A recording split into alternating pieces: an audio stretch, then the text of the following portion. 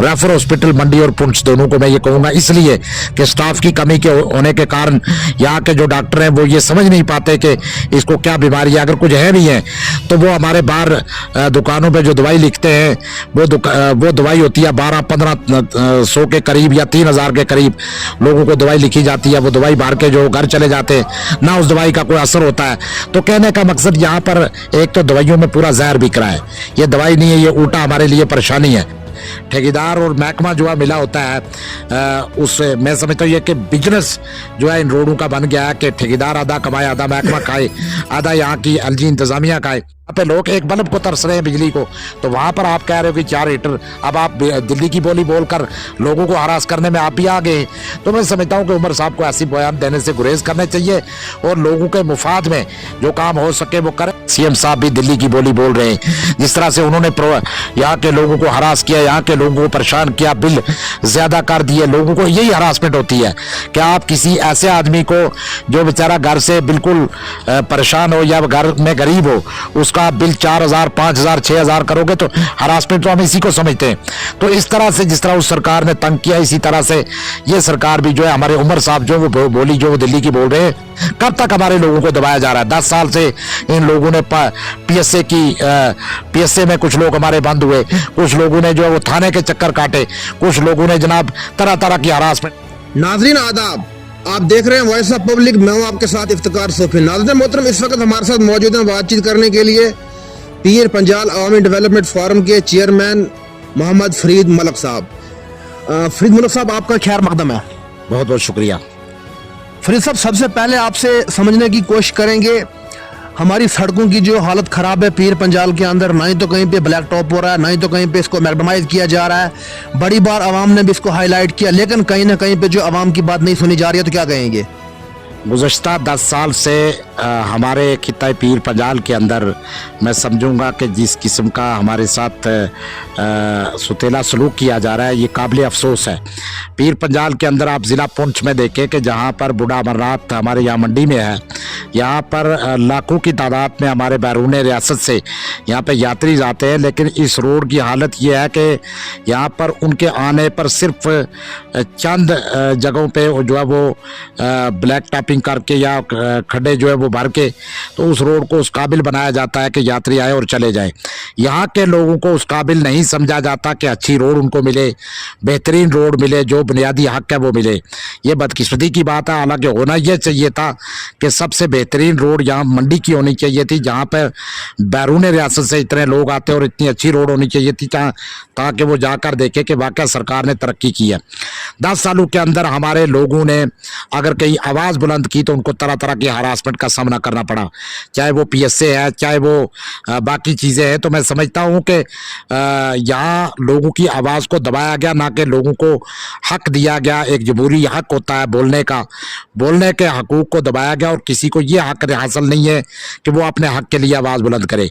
तो हमारे साथ ये नाइंसाफ़ी है। आप यहाँ के मंडी की रोड देखें, अड़ाई की रोड 2014 में जो है वो बादल फटने की वजह से दरिया की नज़र होगी, उस रोड की हालत देखें। एक ठेकेदार ने टेंडर उठाया, 83 लाख का था, 40 पे उठाकर वो आधा काम छोड़कर चला गया। तो कहने का मकसद ठेकेदार का कसूर हो, ठेकेदार और महकमा जो है मिला होता है उससे मैं समझता हूँ ये कि बिजनेस जो है इन रोडों का बन गया है कि ठेकेदार आधा कमाए, आधा महकमा खाए, आधा यहाँ की एलजी इंतजामिया खाए। तो कहने का मकसद ग्राउंड लेवल पे कुछ नहीं हो रहा है। 83 लाख में टेंडर होना था, वो 40 लाख में हुआ, काम अधूरा छोड़ के बंदा चला गया। अब दूसरा काम कब होगा? जब तक दूसरा काम होता तो वो रोड फिर दरिया की नज़र हो जाएगी जो डंगे लगाए। तो इसी तरह की मंडी की रोड का देखिए, सावजियाँ रोड देखिए, लोरन पैच लगाए थे अभी 2-4 महीने पहले, आज हालत देखें। सिर्फ ये ठेकेदारों का बिजनेस और हमारे महकमे का एक मैं समझता हूँ कि महकमे का उसमें जो रिश्वतखोरी का नाम दूसरा कमीशन नाम रखा गया, तो यही यहाँ पर चल रहा है। ग्राउंड लेवल पे कोई रोड इस कदर नहीं बन रही है जो कि यहाँ की रोड जो है वो काबिल लोगों के काबिल हो, लोगों के चलने के काबिल हो और लोगों को जो बुनियादी सहूलियत है ये रोड ये हमारे बदकिस्मती है कि हमारे कई बार आवाज़ उठाने के बावजूद भी हमें लोग अच्छी रोड जो है वो नहीं मिल रही। ये हमारी पुंछ के अंदर हर जगह पे ये बुरा हाल है रोड का। तो मैं समझता हूँ कि सरकार को फौरी तौर पर इस पे एक्शन करना चाहिए और जो रोडों की हालत है उसको दुरुस्त बनाना चाहिए, ताकि आइंदा होना ये चाहिए था कि यहाँ पे यात्री जो आते हैं हमारे लोग हमेशा वेलकम करते हैं। जरा कश्मीरियों ने हमेशा पूरे हिंदुस्तान को पैगाम दिया, बर्फ़ के उस पर फंसे थे तूफान में, लोगों को जो है वो उनके मेहमान नवाजी की। इसी तरह यहाँ के मंडी के लोग भी बूढ़ा अमरनाथ पे जो मेहमान आते हैं उनको यहाँ पर खुशआमदीद कहा जाता है, उनको रहने सहने के सारा बंदोबस्त यहाँ के लोग, लेकिन यहाँ के लोगों को वो बेनिफिट नहीं दिया जाता जो बैरून बाकी रियासतों में दिया जाता है। 10 सालों से जो नाइंसाफ़ी हो रही है वो काबिल अफसोस है। आपसे समझने की कोशिश करेंगे मलक साहब, जिस तरह से, जैसा कि आवाम भी जानती है, आप भी जानते हैं, सब लोग ये चीज़ जानते हैं कि हमारे पास PHCs है, हमारे पास सब सेंटर्स हैं, हमारे पास और भी हेल्थ के हॉस्पिटल्स हैं, लेकिन कहीं ना कहीं पे अगर हम देखेंगे तो हमारे पास जो है डॉक्टर्स नहीं है और डॉक्टरों की कमी जो हमारे आए रोज़ देखने को मिल रही है, हर जगह मिल रही है, और जिससे हमारे लोग जो है परेशान हो रहे हैं। तो क्या आपके इस पे व्यूज़ रहेंगे? देखें, बराए नाम तो हॉस्पिटल जगह जगह है।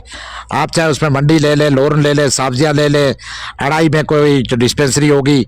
हमारी 3 पंचायत है, तीनों पंचायत में 1-2 डिस्पेंसरी आयुर्वेदिक डॉक्टर जो है उसको उठा के पुंछ में अटैच किया गया। इसी तरह से मंडी में जो है वो स्पेशलिस्ट डॉक्टर नहीं है, पुंछ में डॉक्टर नहीं है। जिस बीमारी का मरीज जाएगा उस बीमारी का यहाँ डॉक्टर ही नहीं मिलेगा। मंडी की हालत यह है कि मंडी में जब भी कोई मरीज जाता है या तो उसको रेफ़र किया जाता है, रेफर हॉस्पिटल मंडी और पुंछ दोनों को मैं ये कहूँगा, इसलिए कि स्टाफ की कमी के होने के कारण यहाँ के जो डॉक्टर हैं वो ये समझ नहीं पाते कि इसको क्या बीमारी है। अगर कुछ है भी है तो वो हमारे बाहर दुकानों पे जो दवाई लिखते हैं वो दवाई होती है 1200-1500 के करीब या 3000 के करीब लोगों को दवाई लिखी जाती है। वो दवाई बाहर के जो घर चले जाते हैं ना, उस दवाई का कोई असर होता है। तो कहने का मकसद यहाँ पर एक तो दवाइयों में पूरा जहर बिक रहा है। ये दवाई नहीं है, ये उल्टा हमारे लिए परेशानी है। आज जो ये दवाई को खा रहा है उसके अंदर जो है वो कितनी तरह की बीमारियां पैदा हो रही हैं वो हमें ही पता, हमारे लोगों को पता है।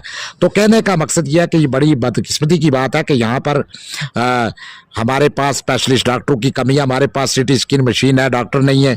हमारे पास कुछ चीज़ें हैं लेकिन उनके डॉक्टर ही नहीं है। तो ये आप मंडी और पुंछ जैसे हॉस्पिटल में देखें कि जब आपको उस बीमारी का डॉक्टर ही नहीं मिलेगा तो आप क्या इलाज कराओगे। तो ज़्यादातर लोग परेशान हैं। महकमा हेल्थ की वजह से भी हमने भूपिंदर साहब जब हेल्थ कमिश्नर थे, मैं उनसे मुलाकात की, हमने यहाँ पर लेडीज़ डॉक्टर की डिमांड की, हमने लोरन और साब्जिया जैसे इलाकों में लेडी डॉक्टर की डिमांड की। लेकिन आए रोज़ ये कहा जाता है बस चंद दिनों में आ रहे हैं, लेकिन होता कुछ नहीं है। ग्राउंड लेवल पे ये कई साल ऐसे ही करते करते मतलब यहाँ के लोगों को बेवकूफ़ समझकर कमिश्नर सेक्रेटरी साहिबान भी जो है वो बिल्कुल खामोश तमाशा ही हो जाते हैं। तो यहाँ उस तरह का निज़ाम नहीं है जो निज़ाम होना चाहिए था। हालांकि यह बॉर्डर एरिया है, आप देखें सरहद के बिल्कुल करीब में डॉक्टरों की कमी परेशानी, यहाँ पर लोग किस हाल में जी रहे हैं, लेकिन कोई हेल्थ का निज़ाम जो वो दुरुस्त नहीं है। दुरुस्त इसीलिए नहीं है कि जब डॉक्टर ही नहीं है तो दुरुस्त कैसे होगा। आपसे समझने की कोशिश करेंगे, जिस तरह से निज़ाम में बिजली जो है धर्म भरम हो चुका है, बिजली का निज़ाम जो है मुकम्मल तौर पे धर्म भरम हो चुका है, पावर क्राइसिस हो रहे हैं, तो आवाम जो इसमें भी परेशान हो रही हैं। लोगों को जो अपने फ़ोन सही तरीके से जो है चार्ज नहीं हो रहे हैं। तो इस आवाम की परेशानी पे आपके क्या व्यूज़ रहेंगे? ये बड़े दुख की बात है। देखिए, हमारी जो चुनी हुई जमहूरी मुल्क में चुनी हुई सरकार हमने बनाई और इस सरकार का वादा था कि 200 यूनिट फ्री बिजली और साथ में ये वादा था कि हम 12 गैस सिलेंडर जो है फ्री देंगे। लेकिन ना गैस तो ना बिजली। अब जो इस वक्त जो हालात ये है कि हमारे ऑनरेबल CM साहब भी दिल्ली की बोली बोल रहे हैं। जिस तरह से उन्होंने यहाँ के लोगों को हरास किया, यहाँ के लोगों को परेशान किया, बिल ज़्यादा कर दिए, लोगों को यही हरासमेंट होती है कि आप किसी ऐसे आदमी को जो बेचारा घर से बिल्कुल परेशान हो या घर में गरीब हो, उसका बिल 4000, 5000, 6000 करोगे तो हरासमेंट तो हम इसी को समझते हैं। तो इस तरह से जिस तरह उस सरकार ने तंग किया, इसी तरह से ये सरकार भी जो है, हमारे उमर साहब जो वो बोली जो वो दिल्ली की बोल रहे हैं। हालांकि मैं समझता हूँ कि इस वक्त की सरकार को दिल्ली सरकार नहीं चलने देती। मैं ना मानूं की पॉलिसी जो है वो दिल्ली सरकार ने अपनाई हुई है। एक मैं समझता हूँ कि एक तानाशाह की तरह यहाँ की चुनी हुई सरकार को इस वक्त जो है वो गृहों पे काम नहीं होने दिया जा रहा है और ना ही सरकार को भी चाहिए कि वो फौरी तौर पर अपने लोगों को कॉल दे, वो ग्राउंड लेवल पे आके ऐसे दिल्ली सरकार के खिलाफ आवाज उठाए, ताकि हम अपने हकूक से महरूम ना रहे। कब तक हमारे लोगों को दबाया जा रहा है? 10 साल से इन लोगों ने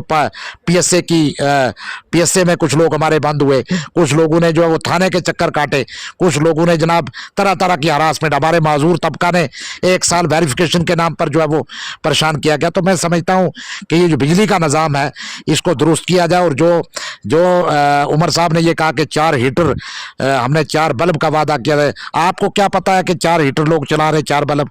आप बोली बोलने लगे हो दिल्ली की। आप यहाँ इलाकों में आकर देखिए कि लोग तरसते हैं एक बल्ब लगाने के लिए, आप हीटर की बात करते हो। शहरों में मान सकता हूँ कि कहीं गीजर है, कहीं बॉयलर हो सकता है, लेकिन आप देहात की बात देखें, मैं पुंछ की बात नहीं करूंगा, मैं गगड़िया की बात करूंगा, मैं सावजियां की बात करूंगा, मैं बेला बाला की बात करूंगा, मैं चिखड़ी बंद की बात करूंगा, अड़ाई की बात करूंगा, वो दूर दराज गाँव जहाँ पे लोग एक बल्ब को तरस रहे हैं बिजली को, तो वहां पर आप कह रहे हो कि 4 हीटर। अब आप दिल्ली की बोली बोलकर लोगों को हरास करने में आप भी आ गए। तो मैं समझता हूँ कि उमर साहब को ऐसी बयान देने से गुरेज करने चाहिए और लोगों के मुफाद में जो काम हो सके वो करें। नहीं हो सकते तो वो हुकूमत जो है कोई ऐसा फैसला ले और आवाम उनके साथ है। अच्छा फैसला जब हुकूमत लेगी, आवाम उनके साथ है। जब आप मरकज के खिलाफ अपना हकूक के लिए लड़ोगे, हम आपके साथ हैं। शुक्रिया। आखिरी सवाल आपसे समझने की कोशिश करेंगे मलिक साहब, जिस तरह से हमारे ऑनरेबल एमपी साहब है मियां अल्ताफ साहब, उन्होंने पार्लियामेंट में 2 सेशन जो अटेंड किए हैं, तो उनकी नुमाइंदगी को आप किस तरह देखते हैं? मियां अल्ताफ साहब हमारे जो है वो मजहबी भी रहनुमा है, सियासी भी रहनुमा है। मैं उनकी बड़ी कदर करता हूँ। मैं नहीं बल्कि पूरी पीर पंजाल, पूरी जम्मू कश्मीर की आवाम उनको दिल से चाहती है और दिल से कदर करती है। आज रब्बुल आलमीन का शुक्र भी ये है कि उनको हमारा एक एज ए सरप्रस्त इस वक्त वो सियासी तौर पर भी हमारी नुमाइंदगी कर रहे हैं। उन्होंने हाल ही में जो दिल्ली में आवाज़ उठाई कि स्टेट हमारी वापस लो, एक तारीखी रियासत को जो दिल्ली सरकार ने तारीखी रियासत को तोड़कर 3 हिस्सों में तकसीम करके इस रियासत के टुकड़े टुकड़े किए और इसको यूटी में तब्दील किया, यही तो दुख है, यही तो परेशानी है हमारे लोगों के लिए। हरासमेंट तरह तरह की दिखते। तो इस सरकार जब हमारे एमपी साहब वहाँ पर गए तो उन्होंने ये आवाज़ उठाई और मैं शुक्रिया अदा करूँगा उनका। और मैं समझता हूँ कि खित्ता पीर पंजाल की जो रोडों की हालत है, जो हालत का निज़ाम है, हालांकि गुज़श्ता दिनों उन्होंने मीटिंग ली है पुंछ में रोडों के मतलब, मैं ये चाहूँगा कि ऑनरेबल एमपी साहब ज़रूर हमारी रोडों का लोरन, बेला बाला या सावजिया, मंडी अड़ाई, बाकी रोड या दड़ा फतेहपुर रोड जो देखें आपका, जिसमें करोड़ों का इस वक्त घपला चल रहा है, इन रोडों की आवाज़ उठाएं और इस हुकूमत को उस आईना दिखाएं दिल्ली में कि आप कर क्या रहे। आप अपने ही लोगों को जो है वो ठेके दे रहे हो और ग्राउंड पे काम नहीं हो रहा। तो मैं मियां अल्ताफ साहब से गुजारिश करूंगा कि वो हमारी ज़रूर नुमाइंदगी कर भी रहे और करेंगे भी। और मैं चाहूँगा कि यहाँ पे जो भी तरक्की हो, जो भी काम हो, वो ग्राउंड लेवल पे हो, ना कि कागज़ों पे हो। जिस तरह से सरकार ने 10 साल से हमें परेशान करके रखा है, इस तरह से ना हो। तो मैं मियां साहब से भी गुजारिश करूंगा कि वो पार्लियामेंट में जाकर हमारी आवाज़ को ज़रूर बुलंद करें। शुक्रिया। नाज़रीन मोहतरम, हमारे साथ बातचीत कर रहे थे पीर पंजाल अवामी डेवलपमेंट फोरम के चेयरमैन मोहम्मद फरीद मलिक साहब। कुछ अहम चीज़ों को लेकर आज हमने इनसे बातचीत की। आपकी क्या राय इस इंटरव्यू के बारे में कमेंट बॉक्स में हमारे साथ जरूर साझा कीजिएगा। मजीद अपडेट्स के लिए आप देखते रहें वॉइस ऑफ पब्लिक। दीजिएगा मुझे इजाज़त। खुदा हाफिज।